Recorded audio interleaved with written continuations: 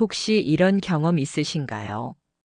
특별한 일이 없어도 마음이 무겁고 집안의 공기마저 답답하게 느껴지는 날들. 그럴 때 곁에 있는 사람이 누구였는지를 천천히 떠올려 보면 우리는 종종 깜짝 놀라게 됩니다. 부처님은 말씀하셨습니다. 선한 사람과 함께하면 향기에 젖고 악한 사람과 함께하면 냄새에 젖는다. 이 말씀은 법구경에 나오는 가르침입니다. 향기로운 꽃다발을 안고 있으면 내가 저절로 향기로워지듯 마음속에 탐욕과 분노가 가득한 사람과 오래 함께하면 나도 모르게 그 마음에 물들게 된다는 뜻이지요. 5060대가 되면 우리는 이미 수많은 인연을 만나고 헤어져 왔습니다. 가족, 친척, 친구, 직장 동료, 그리고 오래된 이웃까지. 그중 어떤 인연은 나를 살리고 힘을 주었지만 어떤 인연은 나를 지치게 하고 기운을 빼앗았습니다. 여러분, 우리가 곁에 두는 사람은 단순한 관계가 아닙니다. 그 사람의 말, 태도, 습관, 그리고 쌓아온 업이 내 마음과 삶으로 흘러들어오는 인연의 통로가 됩니다. 그래서 좋은 인연과 함께하면 마음이 평안해지고 좋지 않은 인연과 함께하면 그 마음이 내 속에 뿌리처럼 내려앉습니다. 부처님이 경계하신 곁에 두면 복이 끊기는 사람은 그 사람 자체를 미워하거나 멀리하라는 것이 아닙니다. 그 인연이 내 마음을 해롭게 만들고 내 복을 조금씩 줄이는 길이 될 수 있으니 조심하라는 경고입니다. 첫째, 남을 끊임없이 헐뜯는 사람. 여러분도 아마 경험하셨을 겁니다. 어디를 가든 늘 누군가의 뒷말을 하는 사람이 있습니다. 그 사람의 말은 단순히 소문이 아니라 듣는 이의 마음에 남는 독입니다. 앙구따라 니까야에서 부처님은 이렇게 말씀하셨습니다. 남을 헐뜯는 자는 불에 던져진 풀처럼 스스로 타들어간다.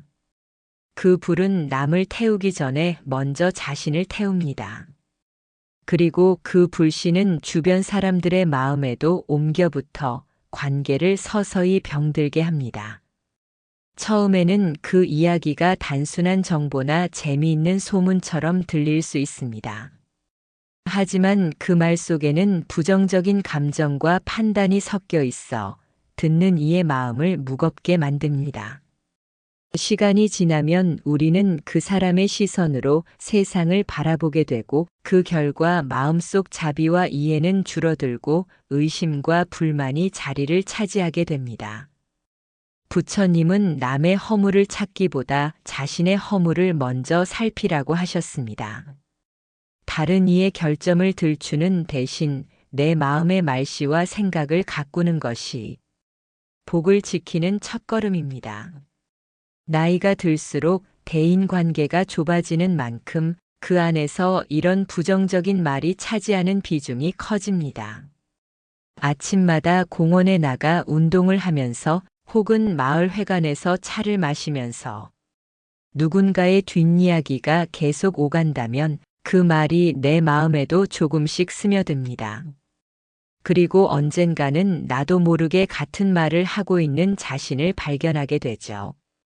둘째, 늘 불평과 원망을 하는 사람. 불평은 사람의 기운을 탁하게 만듭니다. 부처님은 불만을 품은 자는 불 속에서 잠을 자는 것과 같다고 하셨습니다. 그 불은 겉으로는 보이지 않지만 마음을 서서히 태워 삶의 온기를 빼앗습니다. 늘 불평을 입에 담는 사람은 좋은 상황에서도 굳이 나쁜 면을 찾아내고 그 불만을 계속 곱씹으며 자신과 주변을 지치게 합니다. 함께 있는 사람은 처음엔 위로하려 하지만 결국 그 부정적인 기운에 동화되어 세상을 삐딱하게 보게 됩니다. 부처님은 감사는 복을 부르고 원망은 복을 내쫓는다고 하셨습니다. 불평을 듣는 시간이 길어질수록 내 마음속 감사의 씨앗이 메말라갑니다. 그러니 복을 지키고 싶다면 불평의 불길 속에 오래 머무르지 말고 감사의 바람으로 그 불을 서서히 꺼뜨려야 합니다. 늘 불만을 말하는 사람 곁에 있으면 나도 모르게 세상에서 좋은 것을 찾는 눈이 흐려집니다. 그래서 나이가 들수록 건강, 자녀 문제, 생활 여건 등 불평거리가 많아질 수 있습니다. 그렇기에 더더욱 감사하는 눈을 잃지 않는 것이 중요합니다. 한 제자가 부처님께 물었습니다. 스승이시여, 어떤 사람과 함께 해야 합니까? 부처님은 대답하셨습니다. 선행을 칭찬하고 남의 허물을 덮어주고 어려움 속에서도 희망을 말하는 사람과 함께하라. 사람 곁에 오래 머물다 보면 그 사람의 말과 마음이 내게도 스며듭니다.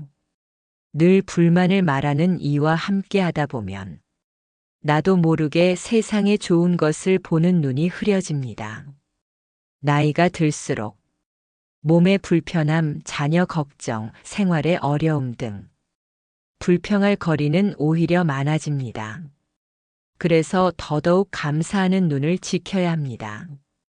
어느 날 한 제자가 부처님께 여쭈었습니다.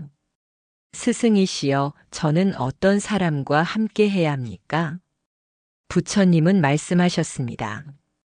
선행을 기뻐하며 칭찬하는 이, 남의 허물을 덮어줄 줄 아는 이, 어려움 속에서도 희망을 말하는 이와 함께하라. 곁에 누구를 두느냐는 곧 내 마음을 어떤 빛으로 채울 것인가의 선택입니다.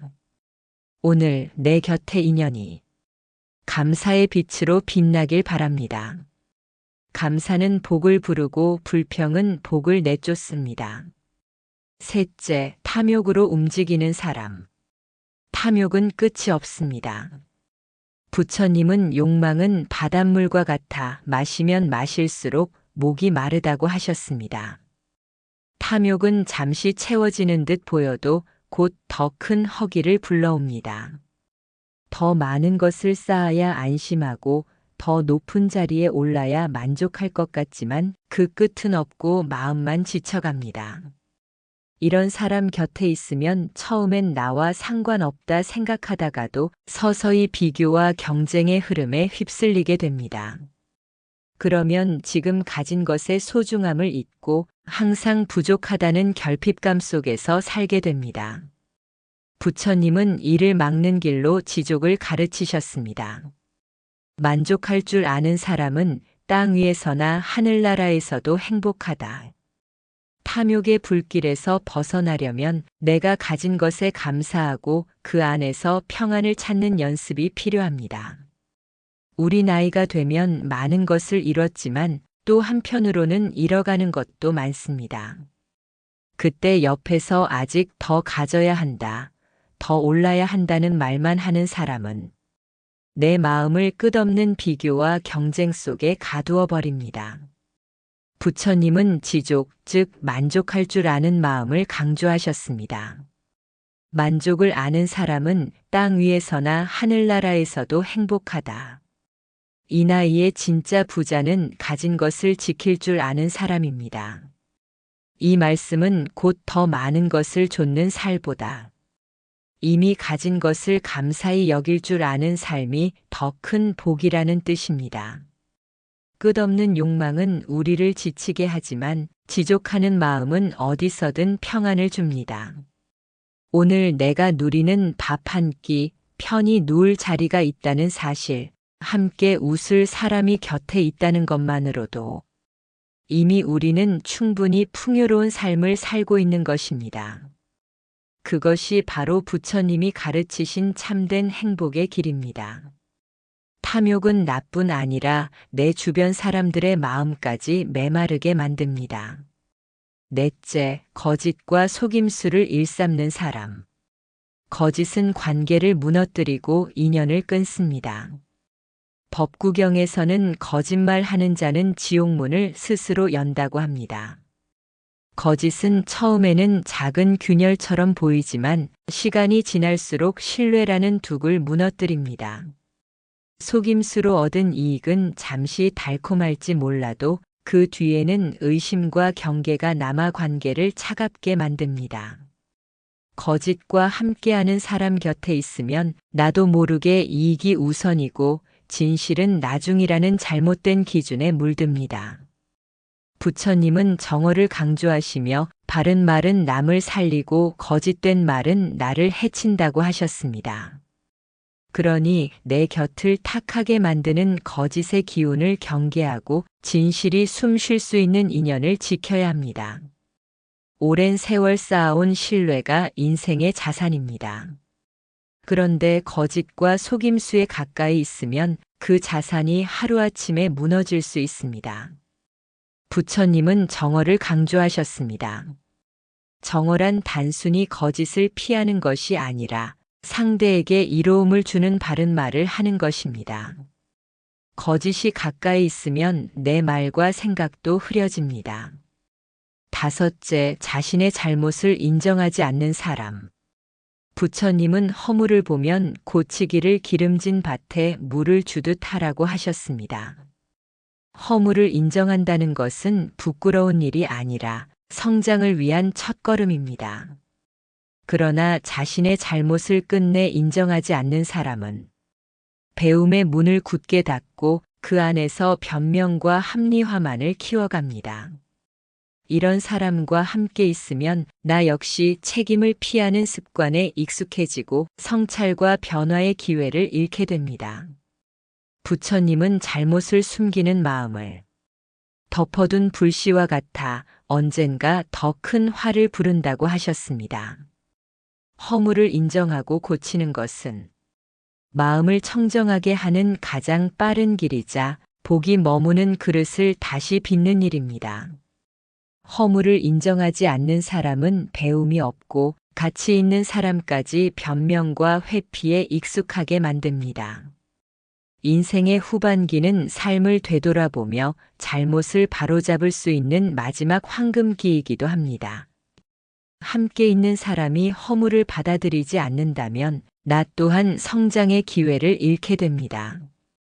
그렇다면 어떻게 해야 할까요? 첫째, 거리를 두는 용기를 가지십시오. 우리는 나이가 들수록 정이라는 이름으로 모든 인연을 붙잡으려는 습관이 있습니다. 하지만 부처님은 숫다니빠따에서 독을 품은 뱀에게 가까이 다가가지 않는 것이 지혜라고 하셨습니다.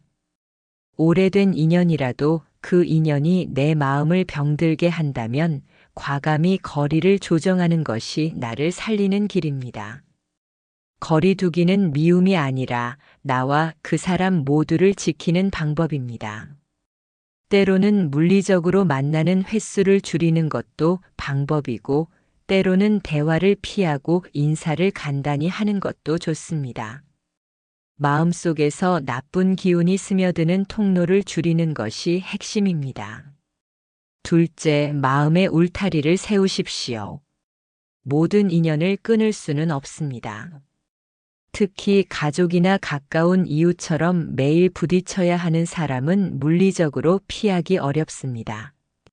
그럴 때는 내 마음이 상처받지 않도록 울타리를 세워야 합니다.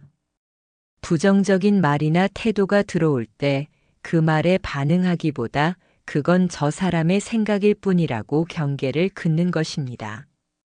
부처님은 마음은 요새와 같아야 한다고 하셨습니다. 요새의 문을 함부로 열지 않듯 내 마음의 문도 아무 말이나 들어오게 해서는 안 됩니다. 마치 비 오는 날 우산을 쓰듯 마음에도 우산을 펴는 것이죠. 셋째, 좋은 인연을 가까이 하십시오. 부처님은 선한 벗과 함께하는 것은 이미 절반의 깨달음을 얻은 것이라고 하셨습니다. 좋은 인연이란 나를 무조건 칭찬만 하는 사람이 아닙니다. 필요할 때는 부드럽게 조언해주고 힘들 때는 말없이 곁을 지켜주는 사람입니다. 이런 인연을 찾기 위해서는 나 자신도 그런 사람이 되어야 합니다. 내가 좋은 인연이 되면 자연스럽게 좋은 인연이 내 곁에 모입니다. 좋은 인연을 만들려면 동네 모임이나 봉사활동, 취미 활동 같은 자리에 발을 들여놓는 것도 좋은 방법입니다. 그 속에서 향기로운 벗을 만나게 됩니다. 넷째, 나를 복을 주는 인연으로 만들기입니다. 부처님은 남을 이롭게 하는 것이 곧 나를 이롭게 하는 길이라고 하셨습니다. 복이 끊기는 사람을 멀리하는 것도 중요하지만 내가 누군가에게 복을 끊는 사람이 되지 않는 것이 더 중요합니다. 남의 허물을 들추지 않고 작은 칭찬과 격려를 아끼지 않으며 도움이 필요한 사람이 있으면 기꺼이 손을 내미는 것, 이것이 복을 키우는 길입니다. 이렇게 하면 내가 좋은 인연을 만들고 그 인연이 다시 나를 살려줍니다. 마지막으로 관계를 바라보는 눈을 바꾸십시오. 좋은 인연, 나쁜 인연을 나누는 기준은 그 사람이 나에게 무엇을 해줬는가가 아닙니다. 그 인연이 내 마음을 향기롭게 하는가, 탁하게 하는가가 기준입니다. 그 기준이 분명해지면 나에게 해로운 인연과 건강한 거리를 두고 나를 살리는 인연에 마음을 더 기울일 수 있습니다. 부처님은 말씀하셨습니다. 인연은 물과 같아 그릇에 담긴 물이 맑으면 그릇 안도 맑다. 곁에 있는 사람의 마음이 맑으면 나의 삶도 맑아집니다. 오늘부터 당신의 마음 그릇을 맑게 하는 인연을 곁에 두십시오. 혹시 지금 곁에 있는 누군가가 당신의 마음을 탁하게 만들고 당신의 복을 갉아먹고 있지는 않습니까? 인연의 법칙은 단순합니다. 곁에 있는 사람의 마음이 곧 내 마음을 물들이는 색입니다. 그 색이 어둡다면 당신의 인생도 서서히 어두워집니다. 그 색이 밝다면 당신의 인생도 함께 빛납니다. 부처님의 말씀처럼 향기로운 꽃 옆에 있으면 그 향기에 젖는다는 사실을 잊지 마십시오. 오늘 당신이 곁에 두는 사람은 누구입니까? 그 인연이 당신을 어디로 이끌고 있습니까? 그리고 당신은 누군가에게 복을 끊는 인연이 아니라 복을 키우는 인연이 되고 있습니까?